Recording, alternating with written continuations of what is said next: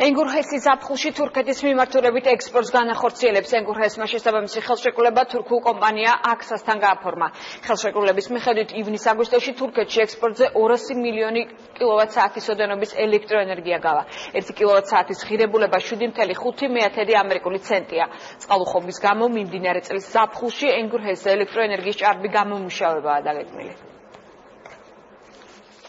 6 თვის განმავლობაში ჩვენი მხრიდან წარდგენილი იქნება ყველა ის პროექტი, რომელიც სამინისტროს გააჩნია და ამის შემდეგ უკვე იქნება გადაწყვეტილება მიღებული კონკრეტულ პროექტზე. კომპანია გახლავთ AXA Energy, ერთ-ერთი უმსხვილესი კომპანია, თურქული კომპანია. ზუსტად AXA Energy არის გამარჯვებული ტენდერში, რომელიც ენგურს ჰქონდა გამოცხადებული თავის ელექტროენერგიის გაყიდვასთან დაკავშირებით. 200 მილიონი კილოვატ-საათი შეიძინა ამ კომპანიამ, რომელშიც 1 კილოვატ-საათში გადაიხდის 7.5 ამერიკულ ცენტს.